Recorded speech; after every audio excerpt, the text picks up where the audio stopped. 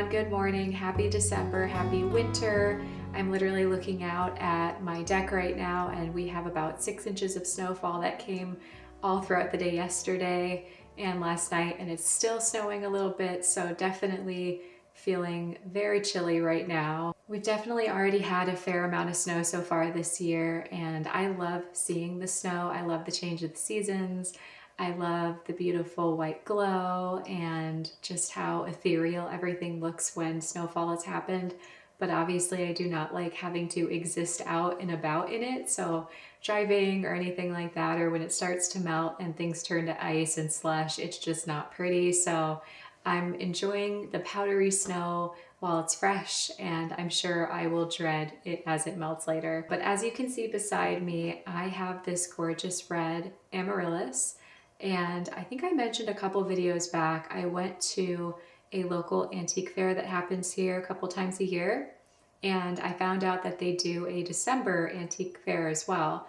So I had to check that out, and they had the most gorgeous Christmas decorations, and they have a large greenhouse there as well. Inside they were selling all sorts of bulbs, and I love amaryllis and paper whites for this time of year. This one was just about ready to bloom, so I brought her home and I grabbed this antique pot that I picked up, I think, around locally, maybe last year, and I gathered some moss around the property and just potted her up. And she just opened a couple days ago, which I'm super excited about. Very true to me. I sadly did not keep the tag. I immediately disposed of it, so I don't recall what type of amaryllis this is, but it is just this gorgeous deep crimson red, very true to Christmas and kind of matches my jacket. But yeah, I just think it's gorgeous, and especially this time of year when I'm really aching to do some kind of gardening, but obviously I can't, given that the garden is covered in snow right now and the ground is frozen solid. Doing any kind of bulb arrangements is just kind of how I keep myself going throughout the colder months. And I don't have it here with me. I think I'll go grab it to show you, but in the greenhouse as well, they also did have some beautiful scented pelargoniums, so I had to grab those. I think one was nutmeg scented, and the other one I think they said was lemon balm or something similar to that. The first one was in great health. The second one was a little bit iffy. I think she had said it was overwatered, so hopefully she'll rehab back to health just fine. But yeah, I'll show you those here in a second. So we have a very exciting weekend ahead of us. We are headed to a Christmas tree farm. I think it's our 3rd year in a row going. It's just gorgeous. I love the tradition of it, the experience. And for the past couple of years, we've been pretty consistently getting the same type of tree, a certain type of pine. But the problem we've had with that is that the branches aren't the most sturdy, so our ornaments just kind of slide right off, especially as the tree gets a little bit dried out. We have decided this year to switch it up, and we're going for a different type of tree, probably a more traditional fir.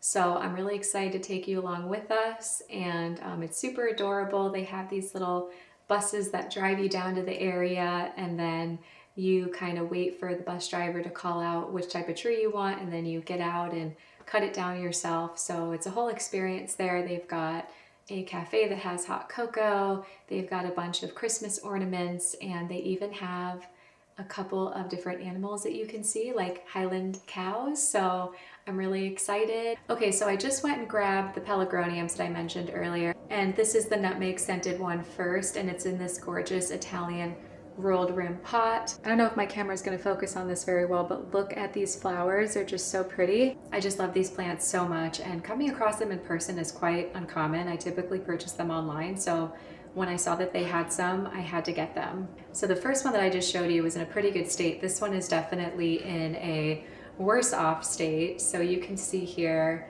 let me see if I can try to get it fully in the shot. It has these crazy kind of tendril-like branches, which I really like. They kind of curl and look a little bit just interesting. When I first brought the plant home, it did have some gorgeous pink flowers.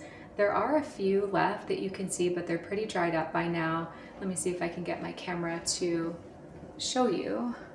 I'm not sure if that's focusing very well, but you can see here there are some really beautiful pink flowers. But yeah, I really love that this one is almost like a mini tree, and I love the shape and form too. It's definitely the tallest one that I have currently. and I'm hoping I can rehab her. It shouldn't be too difficult. These are pretty hardy plants overall. I think as long as I don't overwater her and as long as she gets the right amount of sun and everything, she should do just fine. So once we have our tree, we're gonna do some decorating, and I'm really excited to put up the new Scotland ornaments that I just got. We got, I think, 2 ornaments from Scotland on our trip. One was from, I think it was called Midhope Castle, which if you're an Outlander fan, that is essentially the filming location of Lallybroch. I loved that castle, that one out of all the ones I visited, and Blackness probably stick in my head the most. And then the second ornament is just a cute little tartan Scotland ornament that we got in a local shop when we were there. The hope this year is to not break too many ornaments. We've had pretty bad luck with the tree falling over in previous years, and of course with our dogs kind of getting too rambunctious and knocking an ornament off the tree. So I'm hoping we don't lose too many this year.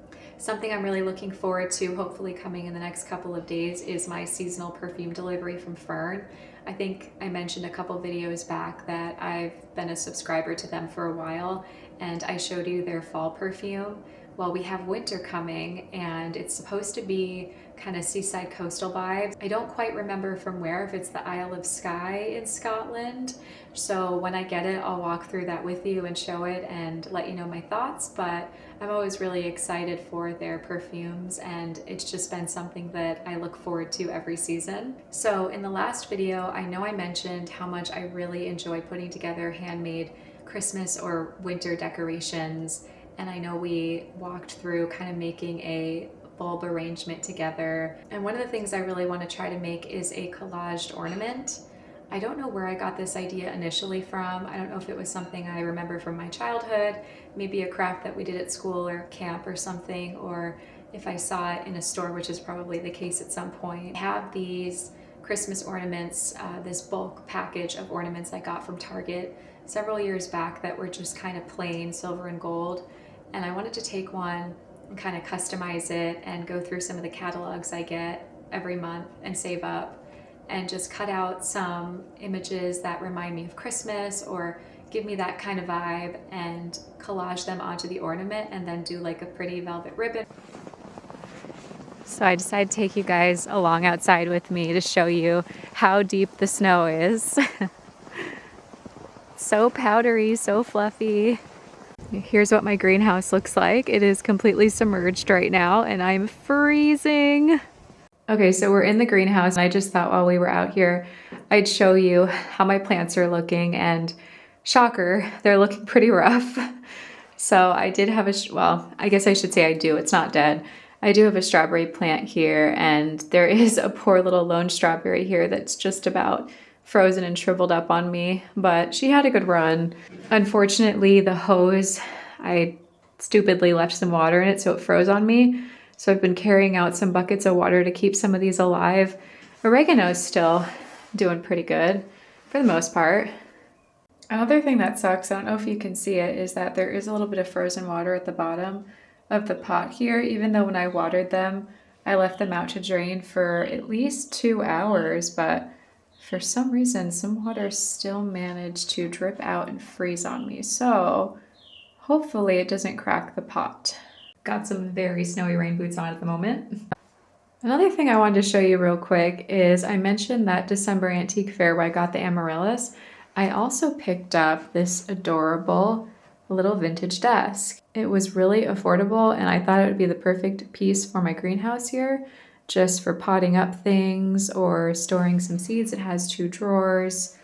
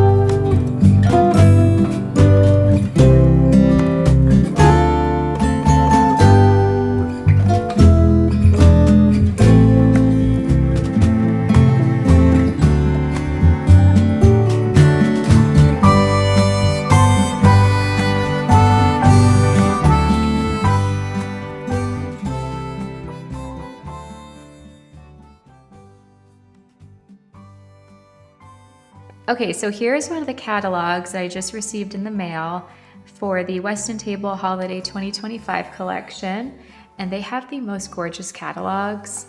I love just how they do their graphic design in the book, and you can see, for example, like here's a really cute gold deer candle holder.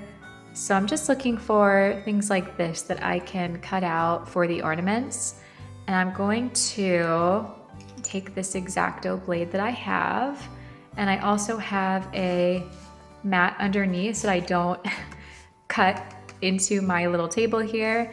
But yeah, we're gonna go ahead and get started on trying to cut carefully around this. It can be really challenging with the small details, so I'm just gonna do the best I can. And we'll see what happens.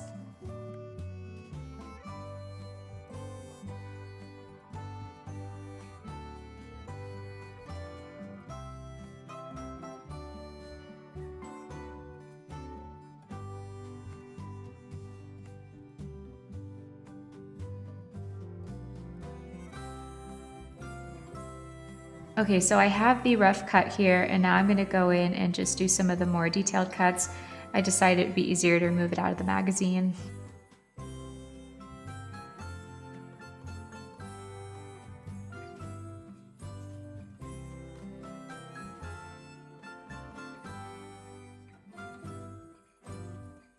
It's pretty good progress there.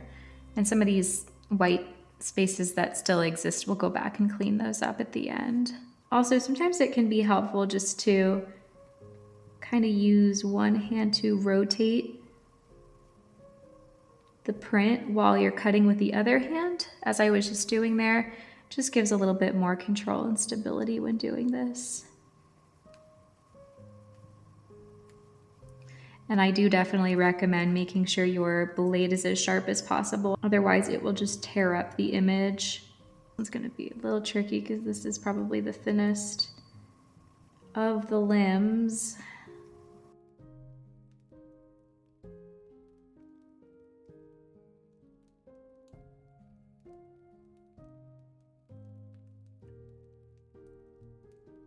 Okay, so I just finished going around and looking for some of the extra white spaces that were left behind and cutting them out with the X-Acto knife and just kind of cleaning it up.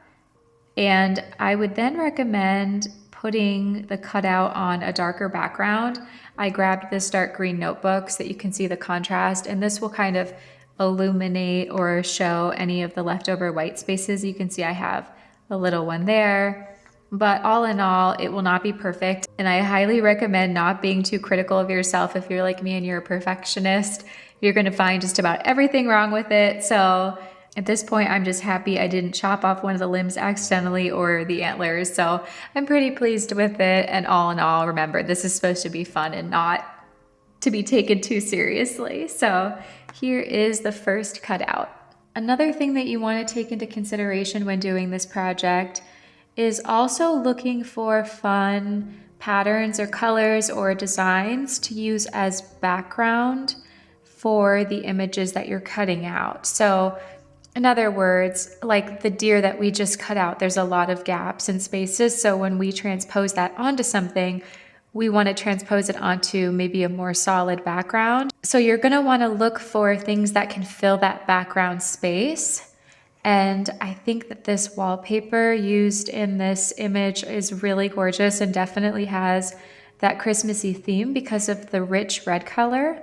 And another thing to consider is the size of the ornament or the shape that you're trying to create. So for me, I'm going for a medium-sized round ornament. And that means I don't want to cut out too big of a piece. Otherwise, getting it to lay flat will not work and you will have folds or creases in the piece. So I'm going to cut out some smaller chunks of this pattern for my background.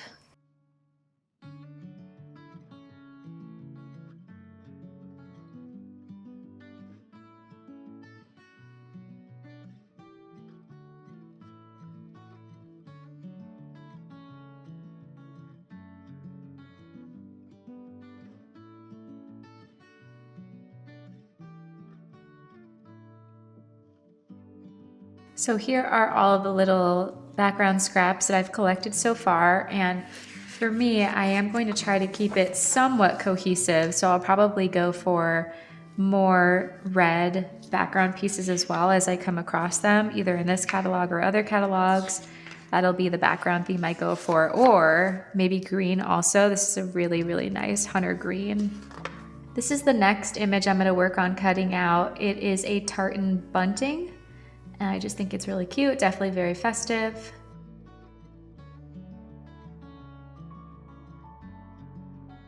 If you are a beginner at collaging, or maybe just not incredibly X-Acto knife inclined, I would definitely recommend going for designs like this that have this kind of geometric pattern. So I can make straight cuts pretty much all along this, and it's going to be somewhat of an easier cutout. Or maybe go for things like picture frames or things that are square and just more blocked out.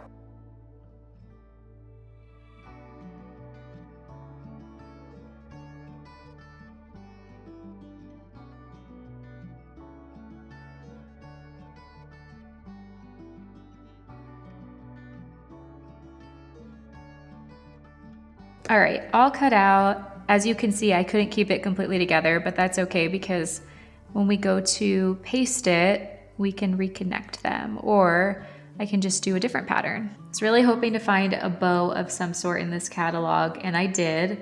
So I'm gonna cut this one out next. I think it's just gonna be adorable. And I also really like this striped patterning going along, so I might cut out some of those as well.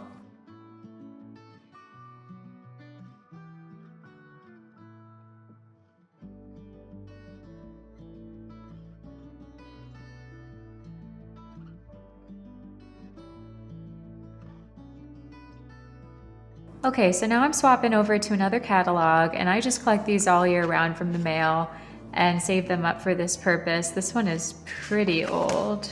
Trying to see when it says it was printed, but I've had it sitting in my bookcase for quite a while at this point, waiting to be used. And I flipped through it briefly a second ago and found this really adorable swan, which definitely reminds me a little bit of the Christmas theme. The swan definitely gives me Christmas vibes from, what is it, on the seventh day of Christmas, my true love gave to me.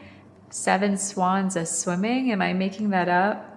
I think there's swans mentioned in that, so I just think this will be super cute.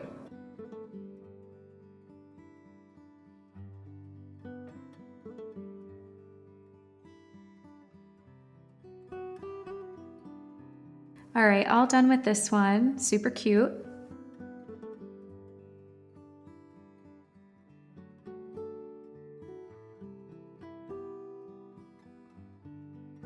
All right, so I've collected a variety of different images that I think I want to use for the background. And I'm going to be using this matte silver bauble that I got in a bulk pack from Target a couple of years ago. And we're going to use this as our base. I'm not entirely sure how this is going to go with trying to secure everything down. So it'll be a little bit of trial and error. And I'm going to be using, ideally, I wanted to use Mod Podge, but I actually didn't have any like I thought I did. So I'm going to be using this PVA glue as well as a paintbrush here to paint the glue onto the images.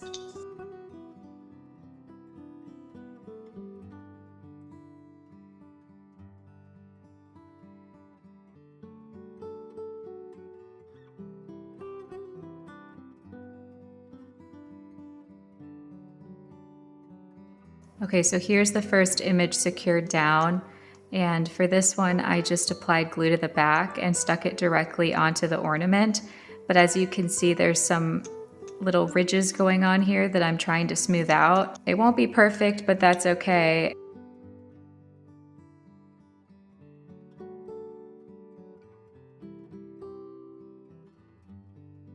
Trying to create sort of like a patchwork effect with the background images here.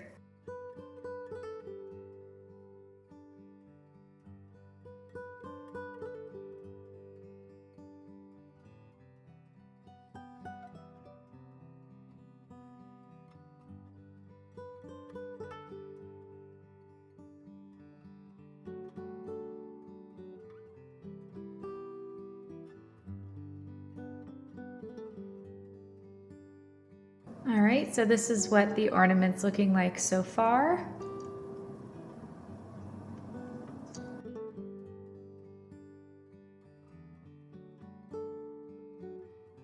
All right, so here is the finished collaged ornament with the background fully on. And we're gonna go ahead and paste on the individual little images that we cut out. All right, so before we get started, I did want to show you everything that I decided to cut out. Not really sure if I'll use everything or if I'll need more, but for now, this is what I chose to select. So I have a mince pie. As you can see, I really like Christmas desserts. I've got a Christmas cake, some more mince pies, and a little cake with some pears on it. Have an individual pear and some paper whites, and a really cute bow and star. All right, so all of the images are laid out, and I'm just going to go ahead and play around and see where I want to place them on the ornament. And like I said, I'm not sure if I'll use all of them, considering some of them are quite big relative to the size of the ornament. Like the mince pie might be a little bit too big for what we're going for. Even the swan takes up a pretty considerable amount of space. So I think I'll start with the swan because I definitely know I want to place this one. So I'm just going to go ahead and apply some glue to one half of the swan and place it. That way it's easy to pick up and put on the ornament, and then I'll apply the glue to the rest of the swan and press it down after.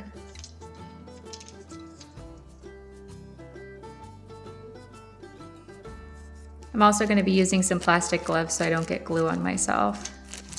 Just kind of press it in. And now we'll take glue and apply it to the rest of the swan. Go ahead and press the rest of it onto the ornament.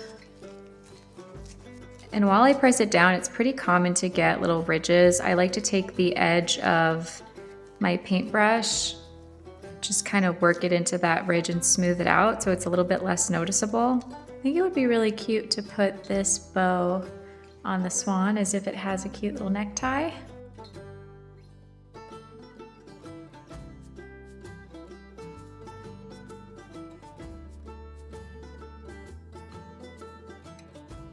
And we'll go ahead and apply more glue to the other side. Since our deer took us so much time to complete, I definitely want to use her as a focal point. There's a lot of fine details to this one, so I'm going to take my time. And I think I'm going to place the deer on the opposite side of the swan. All right, so here is what the deer looks like applied to the ornament. I love cute Christmas desserts, so I'm going to add this one on next.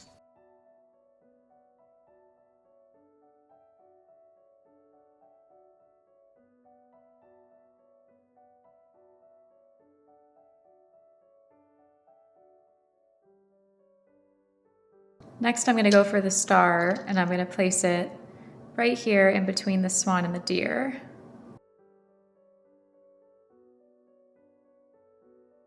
Next up, I'm going to use the paper whites.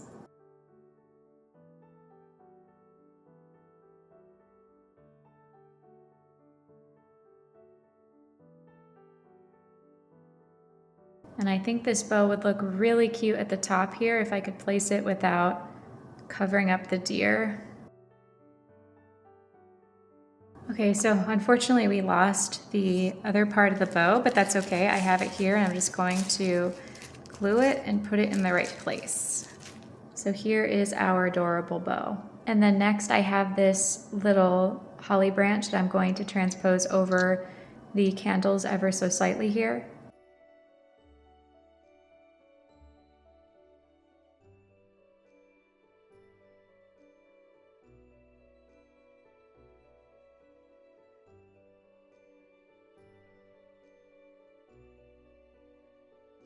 Here's the pear. And then I'm going to place this little star right here.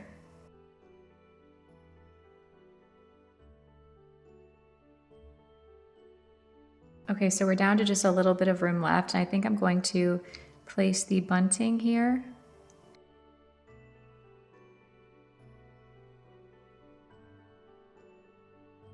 I just realized I accidentally covered up my star a little bit with placing that bunting, but that's okay, it's towards the bottom anyway. So I think for the very bottom of the ornament, which is the only place that I have left, I'm going to put this Christmas cake.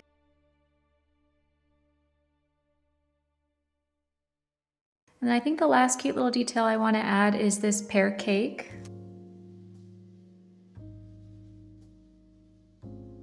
All right, so that is the ornament fully complete with the collage.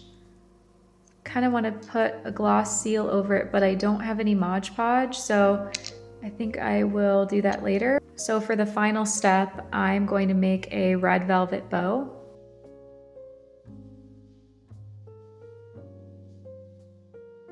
All right, so I think I've got roughly about the size that I wanted. So I'm going to trim it.